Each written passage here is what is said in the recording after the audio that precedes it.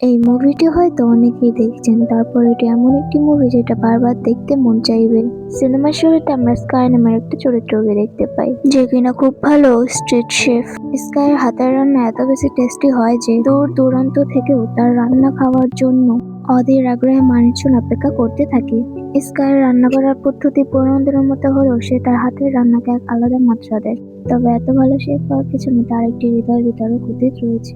সিনেমার ফ্ল্যাশব্যাকে আমরা দেখতে পাই স্কাইয়ের বাবাও একজন খুব ভালো রাঁধুনি ছিলেন। স্কাইয়ের বয়স যখন মাত্র 10 বছর, তখন থেকে তার বাবা মিস্টার স্কো তাকে খুব বকাঝকা করতো। বলতো, তুমি কখনোই ভালো শেফ হতে পারবে না, কারণ তুমি এই বয়সে একটা সিম্পল নুডলস ঠিক করে বানাতে পারো না। তাই তোমাকে আমার ছেলে বলতে লজ্জা হয়। একদিন স্কাইয়ের বাবা তার এক বন্ধুর কাছে স্কাইকে রেখে চলে যান তার কুকিং ক্যারিয়ার তৈরি করার জন্য। তার বাবা তাকে ছেড়ে চলে যাওয়ার জন্য সে ভীষণভাবে কষ্ট পায়। সে অনেকদিন অপেক্ষা ছিল তার বাবা ফিরে আসার জন্য, কিন্তু তার বাবা আর ফিরে আসেনি। তবে স্কাইয়ের বাবা মিস্টার স্কো বর্তমানে চায়নার একজন অনেক বড় বিখ্যাত শেফ হয়ে গিয়েছিলেন, যিনি চায়নায় এখন গড অফ কুকিং নামে পরিচিত। কিন্তু এত বছর পার হয়ে গেল স্কাইয়ের বাবা কাউকে বলেনি যে তার একটি ছেলে সন্তান রয়েছে। মূলত এই কারণে স্কাই তার বাবাকে ঘৃণা করে। অপরদিকে দেখানো হয় পল নামের একজন ফেমাস রাঁধুনিকে। পল ফ্রান্সের একজন বিখ্যাত ট্যালেন্টেড শেফ। পল বেশিরভাগ নামি দামি এবং রয়্যাল ফ্যামিলির জন্য রান্না করে থাকে। তার একটি গার্লফ্রেন্ড রয়েছে যার নাম মায়ো। সে হচ্ছে পলের অ্যাসিস্ট্যান্ট রাঁধুনি। পলের হাতের রান্নার প্রশংসা ফ্রান্সের কিং অর কুইন দুজনেই করে। এরপর ফ্রান্সের একটি বড় কোম্পানিতে সিনিয়র হিসেবে পলকে জয়েন করার কথা বলে, কিন্তু পল খুব সহজে তাদের অফার রিজেক্ট করে দেয়, কারণ পল তার বাবার স্বপ্ন পূরণ করতে চায়নায় নিজের একটি রেস্টুরেন্ট খুলবে। কিছুদিন পর পল চায়নায় ফিরে আসে। সে একটি মাছের বাজারে যায়। সেখানে একটি দোকানে গিয়ে সবচেয়ে বড় মাছটি তাকে দিতে বলে, কিন্তু দোকানদার তাকে বলে সব থেকে বড় মাছ সে বিক্রি করে দিয়েছে। কিছুক্ষণ পর স্কাই তার দোকানে আসলে মাছ বিক্রেতা তাকে তার দোকানের সব থেকে বড় মাছটা বের করে দেয়। এটা দেখে পল ভীষণভাবে রেগে যায়, কিন্তু স্কাই তার দোকানের রেগুলার কাস্টমার ছিল।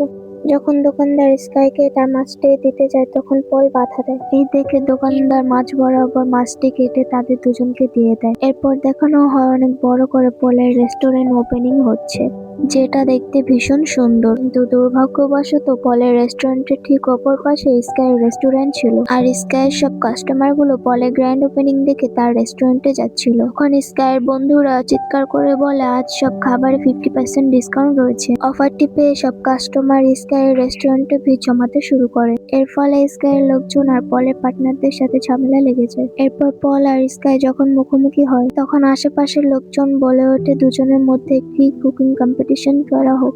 দুজনে প্রথমে রাজি না হলেও একে অপরকে চিনতে পারার পর কম্পিটিশন করতে রাজি হয়ে যায়। প্রথমে পল তার কুল লুকস দেখাতে শুরু করে, খুব নিখুঁত ভাবে একটু একটু করে মাছের কাঁটাগুলো আলাদা করে দেয়। এরপর মাছটি স্কাইয়ের দিকে ছুড়ে দেয়। স্কাই একদম পারফেক্ট সাইজে মাছটিকে কাট করতে থাকে, খুব দ্রুত আর ইউনিক স্টাইলে মাছ থেকে স্কিন আলাদা করে দেয়। দুজনের এমন ট্যালেন্ট দেখে সবাই অবাক হয়ে যায়। পলের রেস্টুরেন্টে প্রধান অতিথি তাদের বলে, তোমরা চাইলে কুকিং কম্পিটিশনে যোগ দিতে পারো, পাবলিক ভোটের মাধ্যমে সেরা রাঁধুনি বেছে নেওয়া হবে। তারা দুজনেতে রাজি হয়ে যায়।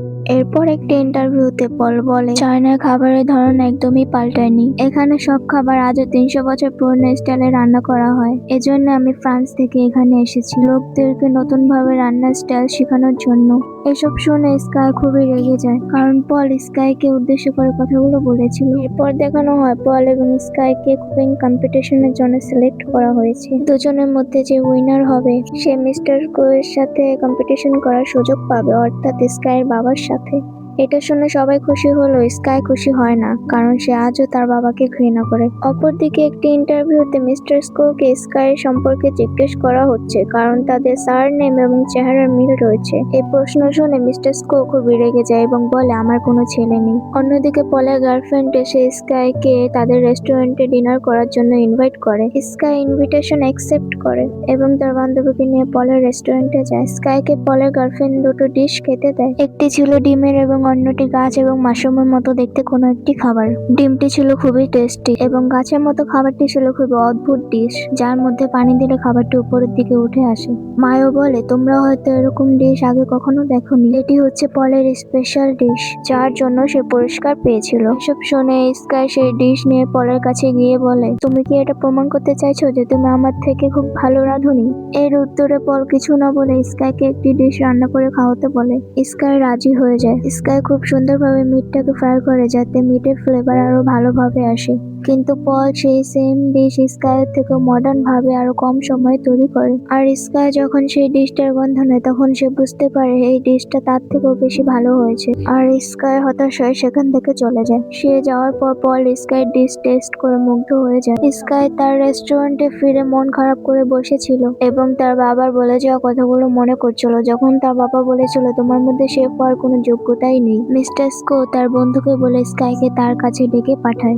স্কাই তার বাবাকে দেখে অবাক হয়ে যায়। মিস্টার স্কো স্কাইকে তার ব্যাপারে জিজ্ঞেস করলে স্কাই থামিয়ে দিয়ে বলে, আমি আপনার ছেলে নই, ইন্টারভিউতে এমনটাই বলেছিলেন তাই না? এরপর মিস্টার স্কো বলে, আমাকে দেখো, আমি একজন সফল ব্যক্তি আর তুমি হচ্ছে একটি পুরাতন গলির একজন সামান্য রাঁধুনি। এর বেশি কিছু নও, তাই আগে নিজেকে প্রমাণ করো। এই শুনে স্কাই রেগে গিয়ে বলে, আমি নিজেকে প্রমাণ করে দেখিয়ে দিব। সফল হতে হলে নিষ্ঠুর হতে হয় না এবং সে সামান্য গলির রাঁধুনিই হবে বিশ্ব সেরা। এ বলে স্কাই সেখান থেকে চলে যায়। এরপর সে কুকিং কম্পিটিশন শুরু হয়। সেখানে অনেক দর্শক ছিল, স্কাই এবং পলের বন্ধুরাও ছিল। প্রথমে আমরা স্কাইকে রান্না করতে দেখি। একটি চিকেনের চামড়া না কেটে মাংস আলাদা করার টেকনিক দেখায়, যেটা দেখে সব অডিয়েন্স এবং বিচারকরা অবাক হয়ে যায়। এরপর স্কাই নিজের স্টাইলে রান্না করতে থাকে। অন্যদিকে পল নিজের মডার্ন স্টাইলে রান্না করতে থাকে এবং পল খুব অল্প সময়ে একটি সুইট ডিশ তৈরি করে ফেলে এবং সময়ের আগেই তৈরি করে ফেলে। অন্যদিকে স্কাই পুরো সময় নিয়ে রান্নাটা কমপ্লিট করে আর তাদের দুজনের ডিশ বিচারকরা টেস্ট করে। দুর্ভাগ্যবশত তাদের দুজনের নাম্বার সেম আসে। একজন বিচারক স্টেজে এসে বলে, রান্না হলো একটি আর্ট, যেটা নির্দিষ্ট সময়ের মধ্যে করতে হয়। যেহেতু পল সময়ের আগে রান্নাটা কমপ্লিট করেছে তাই পলকে জয়ী ঘোষণা করা হলো। এটা শুনে স্কাইয়ের মন ভেঙে যায় আর সে হতাশ হয়ে সেখান থেকে চলে যায়। এটা দেখে তার বাবারও খুব খারাপ লাগে। এরপর বেশ কিছুদিন স্কাই আর ঘরে ফেরেনি। মিস্টার সেভেন অর্থাৎ যে ছোট থেকে স্কাইকে তার কাছে রেখেছে, সে অনেক বুঝে স্কাইকে তার ঘরে নিয়ে যায়। এরপর দেখানো হয় পল এবং তার পার্টনাররা তার আনন্দের মুহূর্ত সেলিব্রেট করছে, কিন্তু কিছুক্ষণের মধ্যে পলের পার্টনার এমন একটি কথা শোনায় যেটা শুনে পল হতাশ হয়ে যায়। তারা বলে কুকিং কম্পিটিশনের পরবর্তী রাউন্ড থেকে এক দলে 2 জন করে পার্টিসিপেট থাকবে, তাই তোমার বদলে মায়ো হবে প্রধান শেফ এবং তুমি হবে তার অ্যাসিস্ট্যান্ট। এই শুনে পল বলে, মায়ো আমার অ্যাসিস্ট্যান্ট মাত্র, রান্নার বিষয়ে তার তেমন কোনো আইডিয়া নেই। ঠিক সেই সময় মায়ো 2টো স্যুপ পলের কাছে নিয়ে এসে বলে, এই 2টো স্যুপ টেস্ট করে বলো কোনটা লবণ বেশি হয়েছে। এই শুনে পল হতবাক হয়ে যায়, কারণ মায়ো পলের সব থেকে বড় সিক্রেট রিভিল করে দিয়েছিল যে পলের সেন্স অফ টেস্ট নেই, অর্থাৎ পলের স্বাদ নেওয়ার ক্ষমতা নেই। মায়ো বলে, যে ব্যক্তি স্বাদ অনুভব করতে পারে না তার শেফ হওয়ার যোগ্যতা নেই।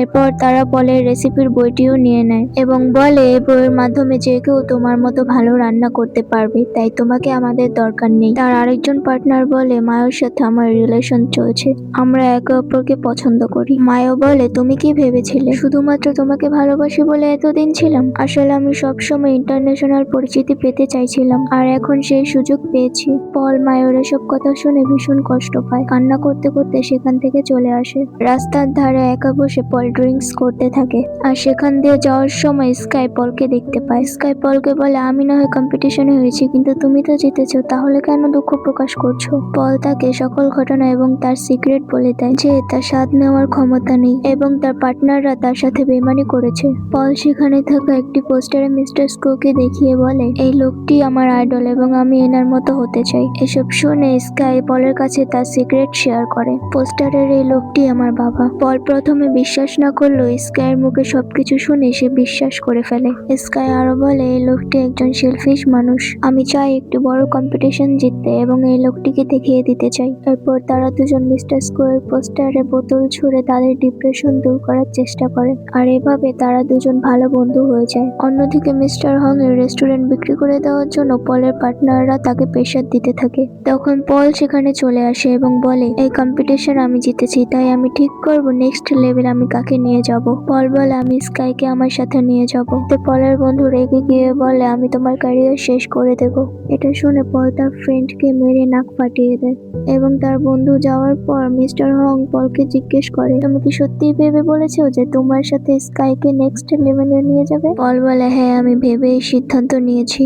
এটা শুনে রেস্টুরেন্টের সবাই খুব খুশি হয়ে যায়। এরপর আমরা দেখতে পাই কুকিং কম্পিটিশনের জন্য তারা দুজন প্রস্তুতি নিচ্ছিল। দুজন একে অপরকে রান্না হেল্প করছিল, অর্থাৎ স্কাই নিজের ট্রেডিশনাল রান্না ধরন শেখায় পলকে এবং পল নিজের মডার্ন রান্না ধরন শেখায় স্কাইকে। এছাড়াও স্কাই পলকে এটাও শিখিয়ে দেয় কিভাবে খাবারের স্বাদ নিতে হয়। এরপর সেই কুকিং কম্পিটিশন শুরু হয়, যেখানে সব নামি দামি রন্ধন শিল্পীরাও এসেছে প্রতিযোগী হিসেবে। প্রতিযোগিতা শুরু হলে সবাই যে যার স্টাইলে রান্না করতে শুরু করে। সেখানে মায়োকেও দেখা যায়। এরপর নির্দিষ্ট সময়ে সবাই রান্না কমপ্লিট করে বিচারকের সামনে উপস্থাপন করে। বিচারকরা খাবার টেস্ট করতে থাকে। রেজাল্ট দেওয়া হলে দেখা যায় স্কাই এবং পল সবাইকে হারিয়ে ফাইনাল রাউন্ডের জন্য সিলেক্ট হয়েছে।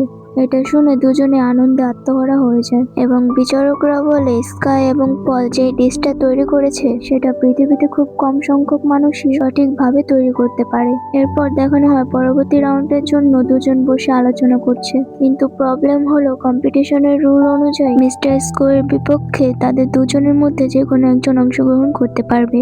স্কাই পলকে বলে আমি জানি তুমি পারবে, কিন্তু পল জানায় কম্পিটিশনের নেক্সট ধাপে সে নয় বরং স্কাই থাকবে, কারণ স্কাইয়ের উচিত তার বাবার মুখোমুখি হয়ে তাকে দেখিয়ে দেওয়া যে গলি থেকে উঠে আসা এক সাধারণ রাঁধুনিও বিশ্বসেরা হতে পারে। পল আরো বলে তার সেন্স অফ টেস্ট না থাকা সত্ত্বেও সে যে এত দূর এসেছে এটাই তার জন্য অনেক। স্কাইও রাজি হয়ে যায় ফাইনাল রাউন্ডে যাওয়ার জন্য। এরপর সেই দিনটি চলে আসে যেদিন স্কাই তার বাবার সামনে দাঁড়িয়ে প্রতিযোগিতা করবে। এই রাউন্ডের রুলস ছিল 1 ঘন্টার মধ্যে নিজের পছন্দের একটি ডিশ রান্না করা। মিস্টার স্কো তাড়াতাড়ি রান্না করে, কিন্তু স্কাই এক জায়গায় স্থির হয়ে দাঁড়িয়েছিল। সে তার অতীতের ঘটনাগুলো মনে করছিল। যখন তার বাবা তাকে ছেড়ে চলে গেছিল তখন পাড়ার কিছু ছেলেরা তাকে খুব বিরক্ত করত, তখন তার বন্ধুরাই সবসময় তার পাশে ছিল। স্কাই এসব ভাবছিল। তখন মিস্টার স্কো স্কাইকে দাঁড়িয়ে থাকতে দেখে তার মুখে পানি ছুঁড়ে মারে আর বলে দাঁড়িয়ে স্বপ্ন না দেখে নিজের রান্না শুরু করো, তুমি কি করতে পারো আমি দেখতে চাই। এরপর স্কাই মনোযোগ দিয়ে তার রান্না শুরু করে দেয় এবং অন্যদিকে মিস্টার স্কো খুবই নিখুঁতভাবে একটি ডিশ তৈরি করছে। 1 ঘন্টার মধ্যে তাদের রান্না কমপ্লিট হয়ে যায়। মিস্টার স্কো এমন একটি ডিশ তৈরি করেছে যেটা ছিল খুবই টেস্টি।